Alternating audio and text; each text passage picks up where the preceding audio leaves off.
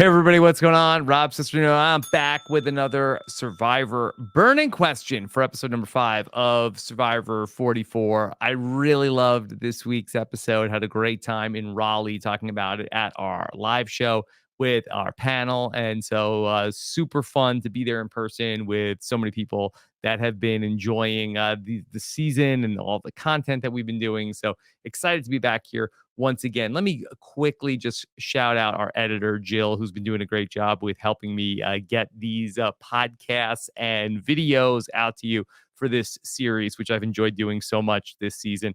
Today, we are talking about something that came up on this week's episode. And while we did not have a tribal council, if we did, it would have been only the 4th time in Survivor history that a tribe with only 3 people has gone to tribal council. And that is what today's video is all about. It's about players surviving a 3-person tribal council before the merge. I know, listen, everybody in the comments, I know Rob doesn't know how to survive a 3-person tribal council. Easy. Okay. We're talking about before the merge. And what we're talking about is what would have happened had Josh, Carolyn, and Jam Jam gone to tribal council. I mean, I think we do know what would have happened, that Josh would have gone home.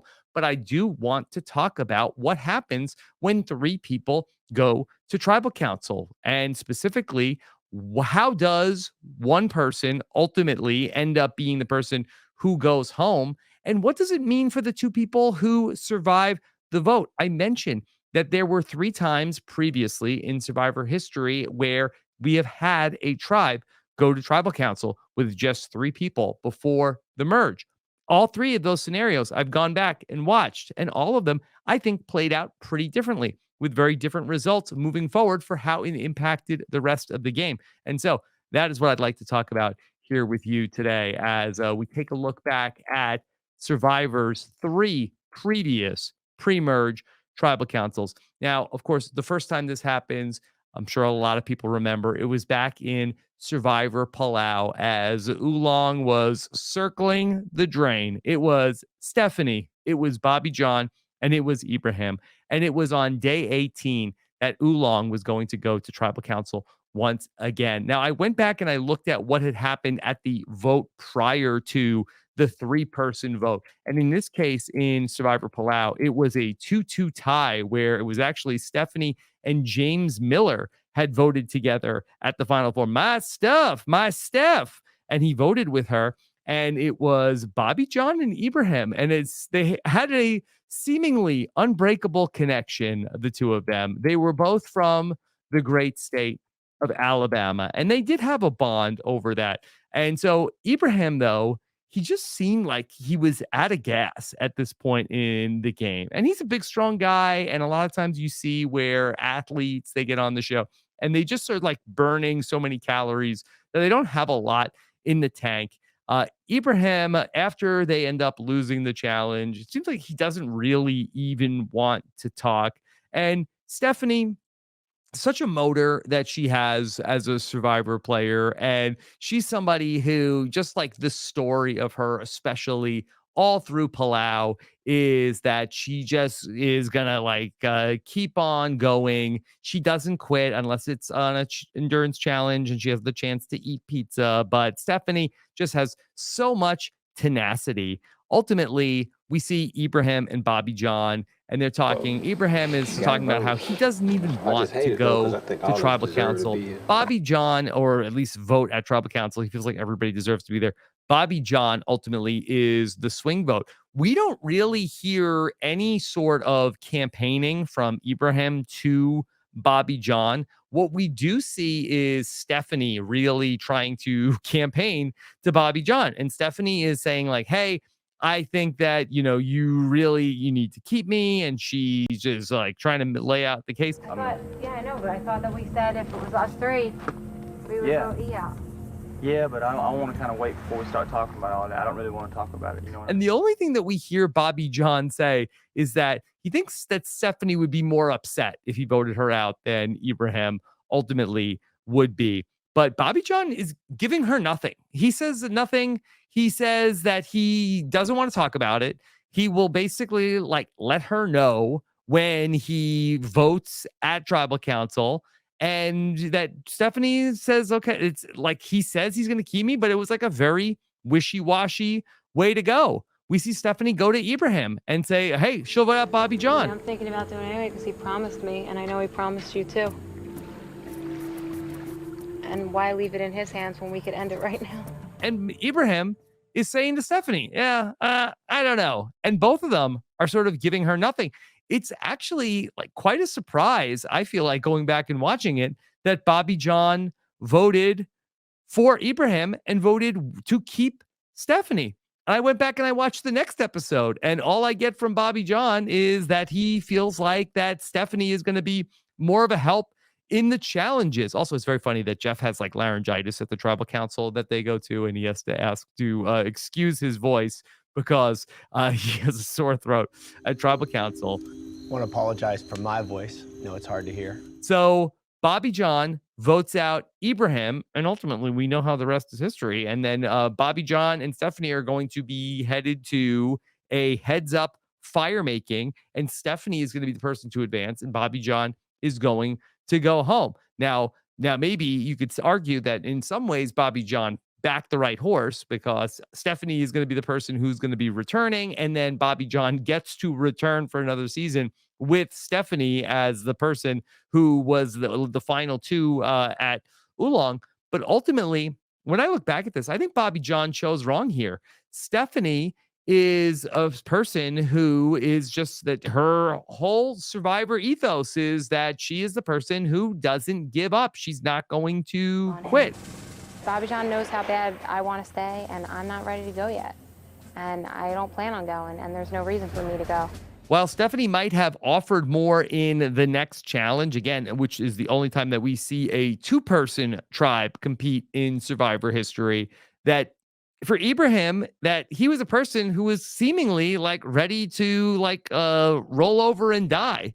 And I do think that for a future survivor, if you're ever in this position where you are going into potentially a heads up battle against somebody, go with the person who seems more like that they are going to be ready to give up and leave the game than the person who's going to fight tooth and nail and do anything that it takes to advance. All right. So ultimately, for Stephanie and Bobby John, not a ton to take away from that, because it ends up being just going down to just Stephanie moving on to the merge, but certainly an interesting part of the Survivor archives. Let's talk about Survivor Philippines, where I think that we have something that is a little bit more of a relevant situation. Okay, so of course we have the famous Matsing tribe, where it got down to it's Malcolm, it's Denise, and it's Russell Swan. And I've been thinking a lot about Russell Swan this week, because for Russell Swan, really not one, but two things from both of Russell Swan's seasons are very important here. Of course, we're going to talk about this three-person tribal council that ultimately he's going to be the person who gets voted out by Malcolm and Denise, but also that we have a tribal council canceled on account of somebody being medically removed from the game, something that potentially might have saved a person from going home in Survivor Samoa. So really, both of Russell Swan's season looming large here this week as we talk about episode 5 of Survivor 44. But Malcolm and Denise, they have had a bond since very early on in the game, and they've been working together very hard, and they are completely in sync against Russell Swan, who has had a very hard time. This is also the same episode where he calls Jeff Lord and talks about how he is expecting to just absolutely have excellence in all things. You've been going on, breaking pots, talking to I don't know who, if you're talking to God. I'm talking to God, Lord. I mean, Jeff, for me, this isn't supposed to happen. And so Russell's having a hard time, and he's having a hard time with having a hard time, but he does have a clue to the hidden immunity idol, which happens to be the handle for the container of rice. And so Russell Swan is on the lookout for the hidden immunity idol in that season, and Denise spots him like looking around. And so they know that Russell Swan is hot on the trail of the hidden immunity idol. So they know that there is some danger, even though that Malcolm and Denise are going to vote together, that there is some chance that Russell could have the hidden immunity idol. So Denise, we see, goes to work and tries to have some personal conversation with Russell Swan to try to get him to feel like that he and her are on the same page. And so Russell opens up to her about some things that had happened in his past and how he had confronted a bully and he felt very good about himself and really changed the way that he felt about himself following that conversation. And that leads them into talking about the vote. And Russell had assumed that Malcolm and Denise were going to vote together. And Denise like, no, not Malcolm. He's a big threat. And Russell, while he tells us in confessional, look, they could be lying to me. He seems like, okay, good enough. I'm going to go ahead and vote with Denise against Malcolm. Now, at the tribal council, Malcolm is really trying to hype up the fact that, okay, Denise should keep him. He is, going to be contributing more than Russell, and Russell is calling out Malcolm as the threat. But I think it is pretty interesting that Russell Swan also calls out Denise and says, like, hey, look, she's going to win the game. She's going to be the person that everybody's going to write her name down. She gets in front of a jury. They will stand up. They will say, you guys suck. You suck. She wins. Can I write you my own check along with the check that you get from Survivor? But ultimately, it's Russell Swan who goes home. But what I feel like is very interesting from this vote is that Malcolm and Denise never waver. They're working together before all this. And this experience here of voting out Russell Swan is something that keeps them on the same page. And they ultimately go on from this and they have an incredible run in the game. And so this is just another thing that they do working together. And it is an example of how two people can get through a final three vote in the pre-merge and then continue to advance together throughout the game. Everyone loves an underdog story, right? So 2 against 12, the odds are long, but I wouldn't count us out just yet. So let's talk about the most recent example where we have seen a 3-person tribe here go to a tribal council before the merge. And we only have to go back to the start of the new era. Drop the 4, keep the 1. It's Survivor 41, where it was the Ua tribe, and they had been on a Matt Singh-like trajectory. They didn't go to every tribal council before the merge, but they had been to a few in a row.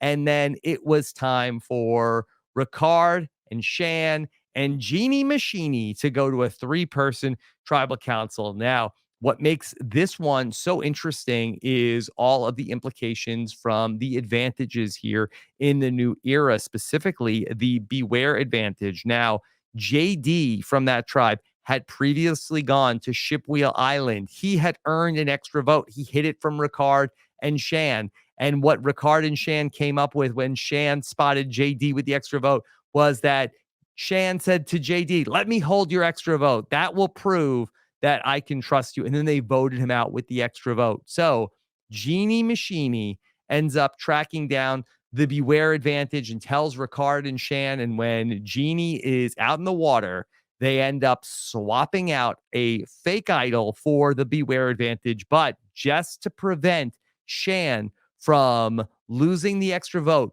Shan gives Ricard the extra vote to hold while Shan opens up the Beware advantage and ultimately says the phrase. Nasir says it too. And then ultimately we get all of the idols activated in season 41. Okay. That being said, Shan is also, much like Carolyn in this episode, going to go on the journey during this time.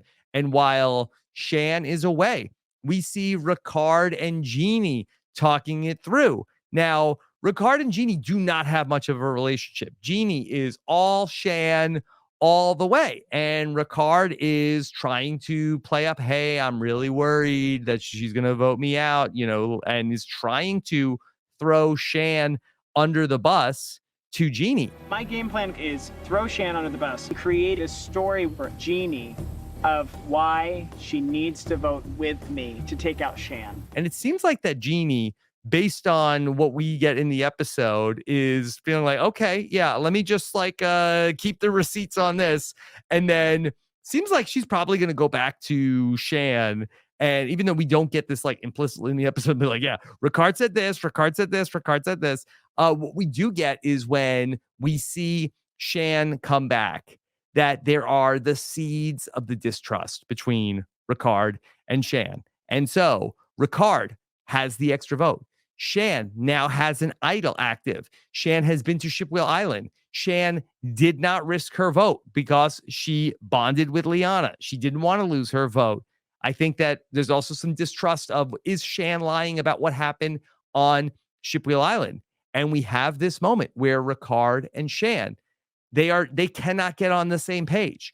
Shan says, "How do I know you're not going to blindside me with and make me lose my idol? I need you to give me back the extra vote from JD so I can hold that as collateral to prove to me that you're not going to vote me out." And Ricard says to her, "Well, why would I do that? I need collateral from you that you just want my thing so you could do the same exact thing you did to JD." And ultimately, they get to a stalemate. They can't get past this. Ricard says, "Look, if you're that worried, then play your idol tonight." And Shan's like, "I'm not going to waste the idol." And Ricard said, "I'm not going to give you the thing." And the seeds of distrust between Ricard and Shan, which are ultimately going to result in Shan being blindsided later on in the game, are here. And those seeds, baby, are watered and begin to sprout. Now, Ricard and Shan do work together at the Nasir vote and a couple of votes after the merge. But I do feel like that, for one, I get the sense that Shan, I do think might have wanted to take Jeannie further into the game. And I think Ricard was smart not to give Shan the extra vote in this spot, because I think that Shan had just done it to JD. She hears that Shantham, which was very fun to go back and listen to. And I think that it was a good point on Ricard not to give the thing back.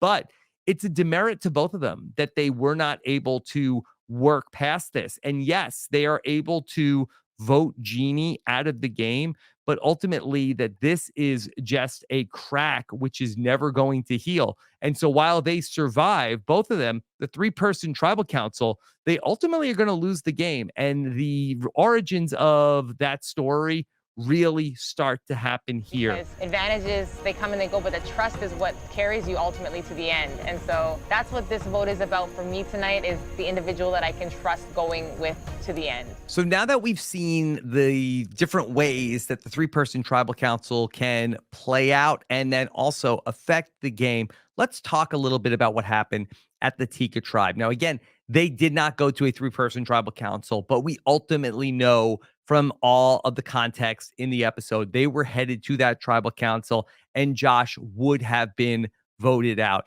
I want to talk about how we got to that point. We had Jam Jam at the start of the episode. I mean, I thought that was so interesting from last week's vote of how it all came together. We got to see the fallout from that.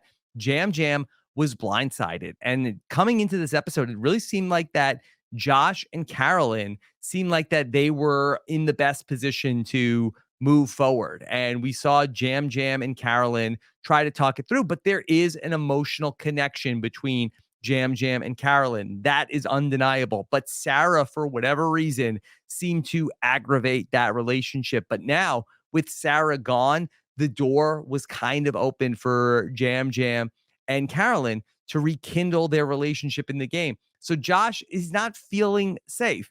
So his plan here, which is an interesting one, is to tell Jam Jam that he has a fake hidden immunity idol. This is a good instinct. 2 weeks ago, I did a burning question video that was all about the best uses of the fake hidden immunity idol. And I said in that video, the ideal way for a Survivor player to use a fake hidden immunity idol is, as Bob Crowley said, the best way to do it is to sometimes you can make them think when you go into the bank that you have a real gun, which is all well and good unless they examine it. So for Josh, I think this instinct was good, but I think that you want to more so than, hey, look what I have, fake immunity idol, by showing the clue, by showing the idol. I think what you want to do is sort of imply and act as though you have a fake hidden immunity idol more or a real hidden immunity idol more so than come out and show it. It's kind of like in a poker game. You want to imply that you have a better hand as opposed to, hey, look at I've got a 2 and a 7. So, don't call my bluff. Anyway, so Josh and Jam Jam, though, they do have some really important conversations and they bond about what it's like to be gay men and coming out. And they have some incredible shared experiences, which were really cool to see in the show. And so it seems like that is a vehicle for them to start to have this working relationship. And Jam Jam is able to go from being clearly at the bottom to potentially having the option to vote with Josh against Carolyn. Now, it seems like from our perspective that Josh has kind of just dropped the ball in terms of cultivating that relationship with Carolyn. We almost don't see him talk one-on-one with Carolyn almost at all in this episode, which seems like that seems like a misplay based on what we see in the episode. Of course, we don't see everything, but it feels like that Carolyn is such a player that you really need to have those strong connections with her. And I think that as long as your connection with her is good, I think your alliance with Carolyn is good.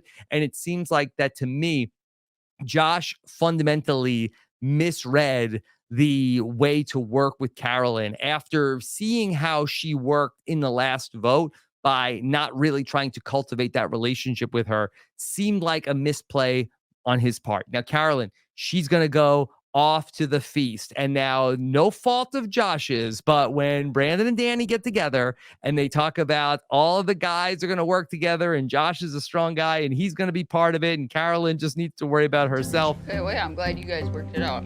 Yeah. I hope you make it through tonight. They don't even care. It's like I'm not even there. It didn't even matter. Now, that does really hurt Josh in the game. And when Carolyn comes back, she says she's ready to jump into Jam Jam's arms. Now, this is very, very bad for Josh, but was it the end of his game potentially? I'm not so sure. Josh then goes to this ace in the hole, potentially.